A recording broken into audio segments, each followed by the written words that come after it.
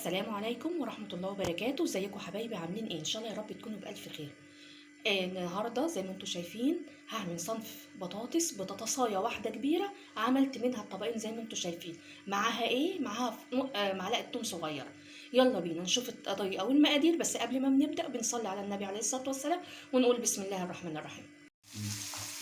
اول طريقه معانا او اول نوع بطاطس معانا، هنجيب زيت او سمنه، هنحط معلقه توم صغيره فيهم. دلوقتي هنحط ايه؟ رشه من الملح ورشه من الفلفل الاسمر. هقلب فيهم لحد ما التوم بتاعنا يصفر.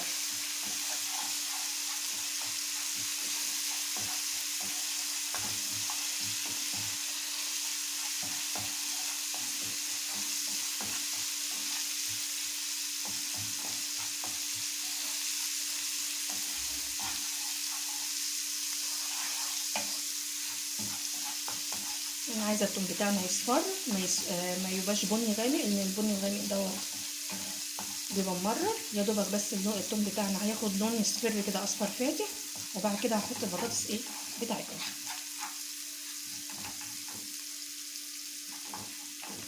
زي ما انتم شايفين كده انا هحط البطاطس على طول. دي البطاطس بتاعتنا المهروسه.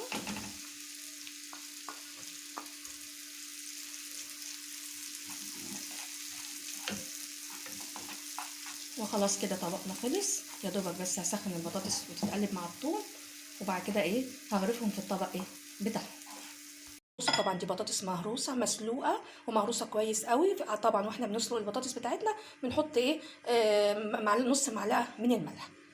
هحط طبعا في الطبق بتاعنا. هحط ايه تاني؟ هحط شويه من البقدونس زي ما انتم شايفين كده.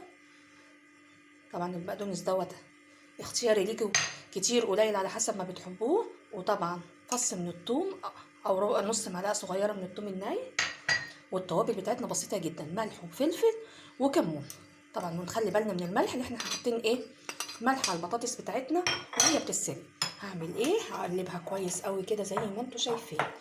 طبعا دي حلوه قوي للناس اللي هي ايه بتاكل دايت، او ماشيه على دايت بمعنى اصح، يعني ما فيهاش اي دهون تماما زي ما انتم شايفين كده، وصحيه جدا وطعمها حلو ايه قوي.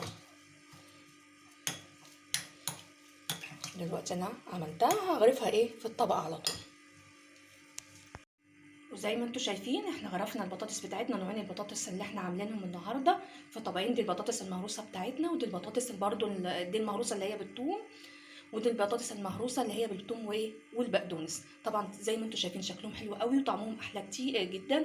طبعا ينفعوا في غدا، في عشاء، في طبعا في رمضان. كل سنه وانتم طيبين دلوقتي على الابواب. ينفعوا مع السحور مع حته جبنه. اكله خفيفه جدا وعلى قد ايدينا، وان شاء الله هي هتعجبكم وتعجب ولادكم. ولو عجبكم الفيديو ما تنسوش اللايك والاشتراك في القناه، وبألف هنا.